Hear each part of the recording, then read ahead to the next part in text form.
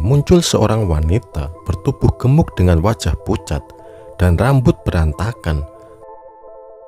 Arif mengangguk. Ia berjanji tidak akan pernah membawa temannya itu naik ke lantai atas di rumah ini. Ia juga melihat sepasang kaki yang bergelantungan di atas langit-langit lampu.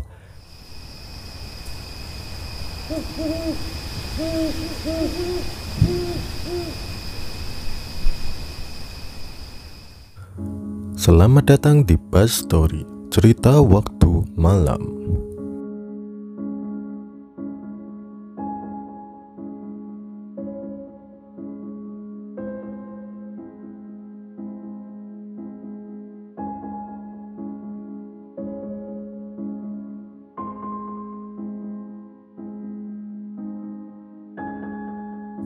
Cerita ini dialami oleh Agung saat ia masih SD. Pengalamannya ini sudah ia pendam selama kurang lebih 3-4 tahun. Dulu, Agung bersekolah di SD Islam, yang mana dia punya sahabat, seorang anak dari keluarga kaya raya, juragan dari penjual bahan bangunan, yang cukup punya nama di kota tempat ia tinggal dulu. Cerita dimulai saat suatu hari, Agung harus menjadi murid yang pulang paling terakhir, dikarenakan Agung yang saat itu belum bisa menghafal salah satu surat pendek yang menjadi kewajiban bagi setiap murid yang bersekolah di SD Islam ini. Saat Agung sedang berjalan pulang melewati gerbang sekolah, langkah Agung terhenti saat mendengar namanya dipanggil oleh seseorang yang ternyata sejak tadi berdiri sendirian menunggu jemputan. Namanya Arif, salah satu murid yang paling mampu di sekolah ini.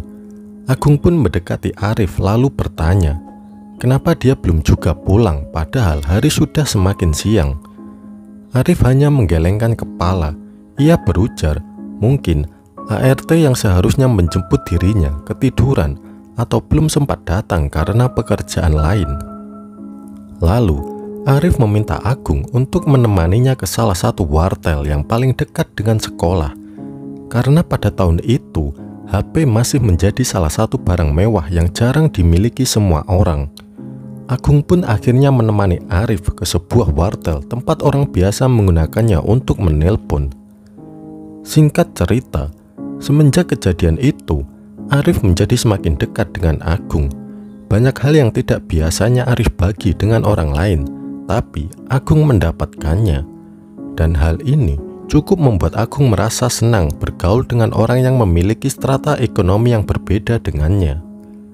Suatu ketika, Arif mengundang Agung untuk datang ke rumahnya, sebuah rumah di kawasan elit, di mana Arif mau menunjukkan PS1, yang pada saat itu menjadi barang yang paling diinginkan di kalangan anak-anak.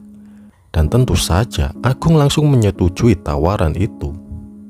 Sepulang sekolah, berangkatlah Agung ke rumah Arif menggunakan sepeda buntut pemberian ibunya, yang mana ini menjadi kali pertama bagi Agung sendiri untuk mengunjungi rumah Arif, yang sudah dikenal sebagai pemilik salah satu rumah mewah di sekolahnya. Dan benar saja, rumah Arif memang besar dan luas, persis seperti apa yang dikatakan oleh teman-teman sekelasnya. Untuk ukuran tahun itu, memiliki rumah 2 tingkat saja sudah dianggap mewah. Apalagi jika rumah itu memiliki 3 tingkat, sungguh Agung hanya bisa terkagum-kagum. Arif pun mengajak Agung untuk masuk.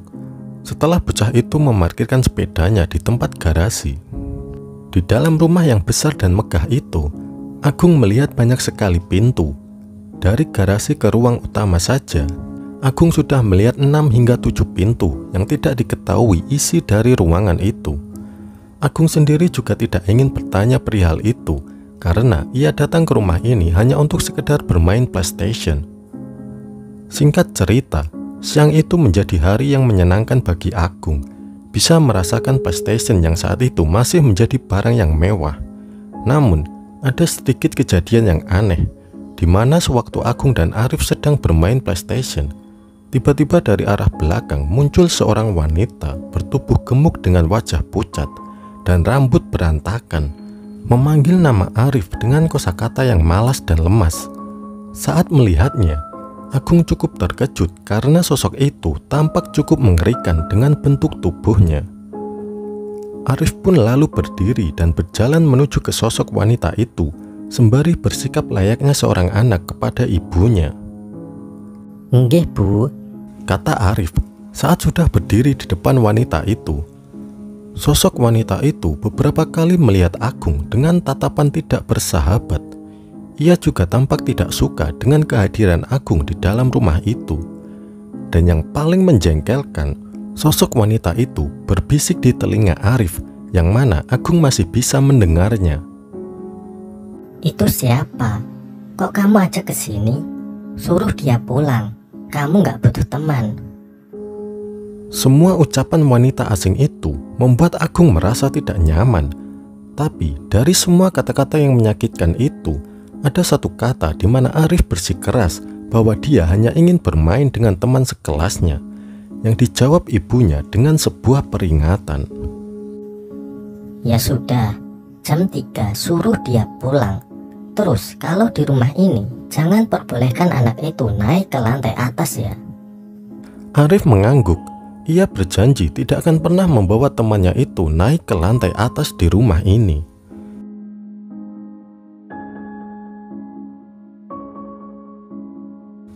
Kurang lebih sudah 2 bulanan, Agung selalu datang dan bermain PlayStation di rumah Arif.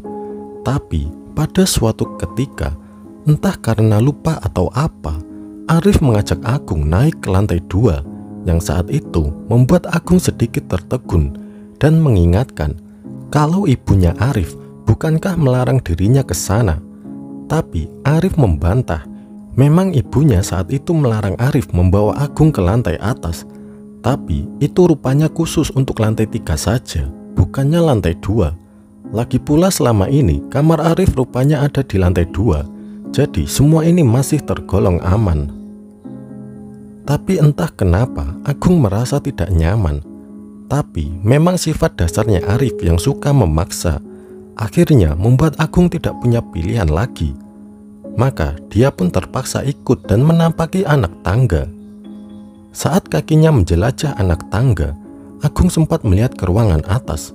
Dan entah kenapa suasananya benar-benar berbeda, seperti jauh lebih dingin dan lembab. Selain itu, seluruh tempat tampaknya sunyi dan senyap, seperti hanya ditinggali oleh beberapa orang saja.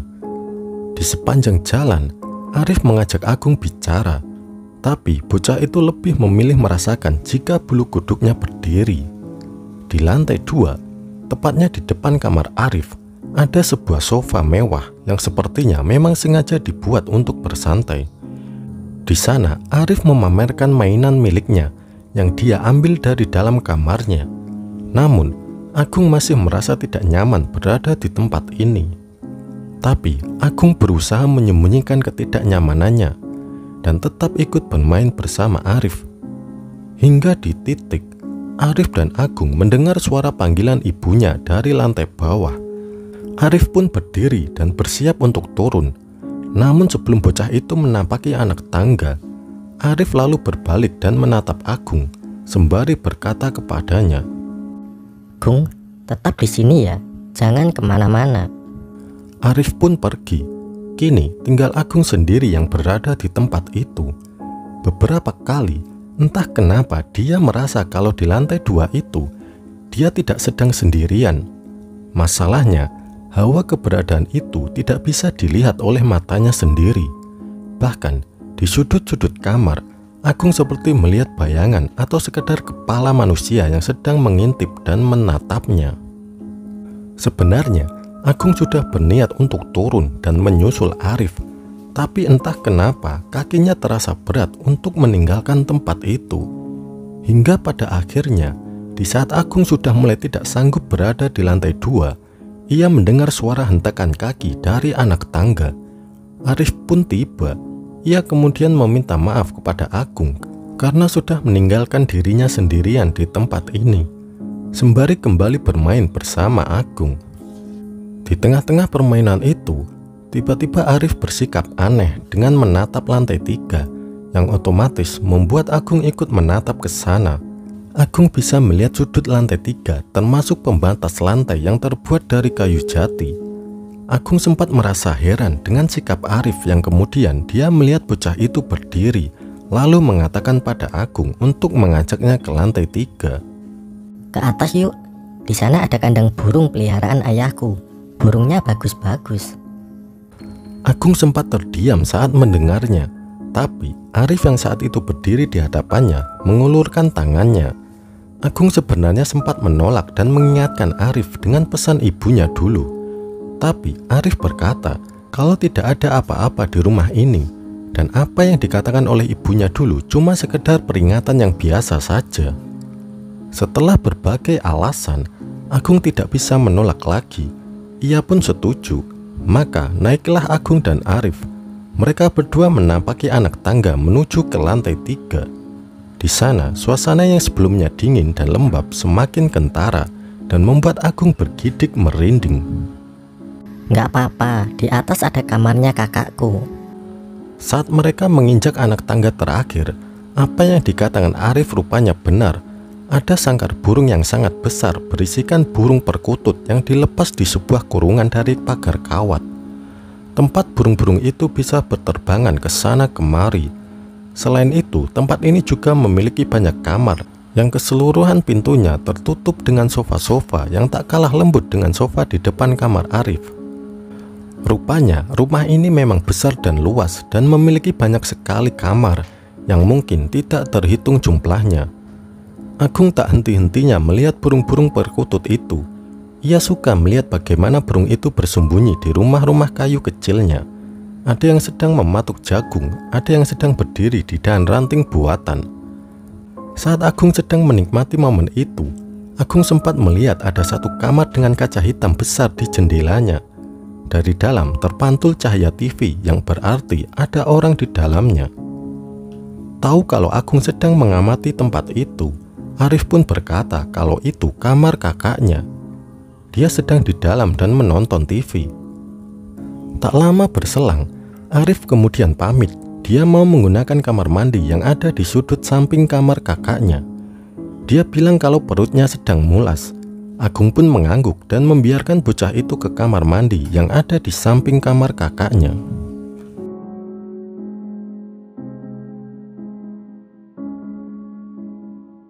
Saat Arif sudah meninggalkan Agung, ia tersadar akan sesuatu, di mana dia melihat jauh di dalam lorong di lantai 3 itu. Ada satu kamar yang tampak gelap dengan lampu yang berkedip membuat Agung menjadi penasaran. Ia pun mendekat menuju ke lorong itu. Sekali lagi, saat Agung sedang berjalan, ia melihat kaca hitam tempat kakak Arif sedang menonton TV. Memang Agung tidak bisa melihat dengan jelas kakak Arif karena kaca itu berwarna hitam gelap. Hanya pantulan cahaya TV yang terlihat dari luar. Agung pun melewatinya. Sementara di lorong tempat Agung berjalan, lampu pijar itu masih berkedip seperti konslet. Hanya tinggal beberapa langkah saja untuk Agung bisa melihat ruangan sudut itu yang tampak berbeda dengan ruangan yang lain, terutama di bagian pintunya. Entah kenapa Agung melihat kalau pintu ruangan itu tampak seperti pintu yang baru saja terbakar, yang mana di bagian pinggirnya terlihat kayu jati yang dipakai sudah menjadi arang. Selain itu, tembok-tembok bercat putih itu dipenuhi jelaga hitam yang menunjukkan kalau ruangan itu memang seperti baru saja terbakar. Namun Agung yang sudah kadung penasaran terus melihat tempat itu sampai dia menyadari kalau pintu itu sempat bergerak meskipun hanya sedikit saja. Pintu itu seperti baru saja dibuka pelan dari dalam yang membuat Agung cukup terkejut. Merasa kalau ada yang salah dengan tempat ini, Agung berniat untuk kembali. Bulu kuduknya berdiri dan bocah itu berjalan sangat cepat meninggalkan lorong itu.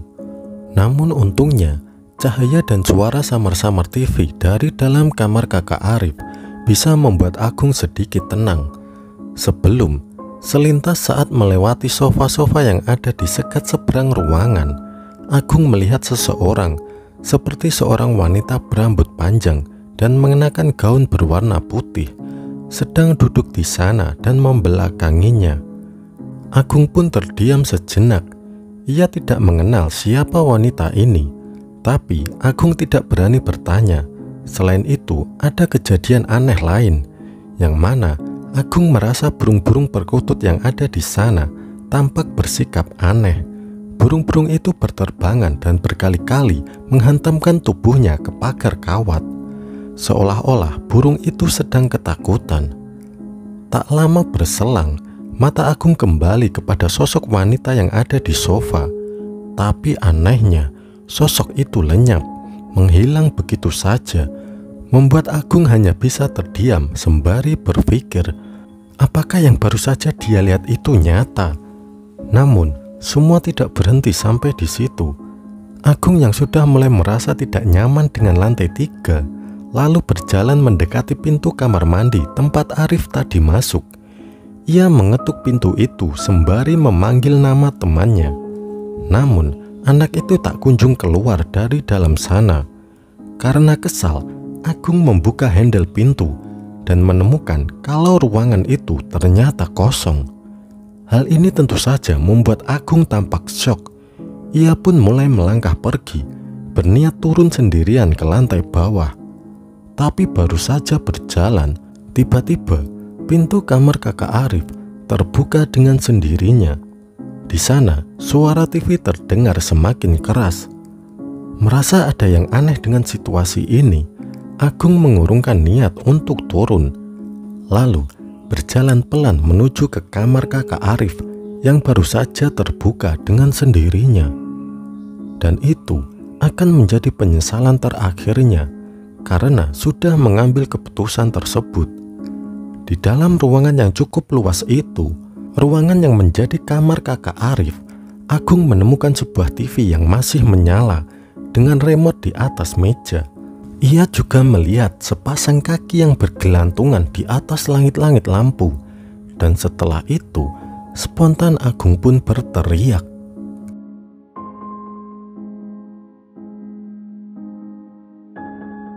Arif berkali-kali mengatakan kepada Agung kalau dia tidak pernah mengajak Agung naik ke lantai 3, bahkan ke lantai 2 pun tidak.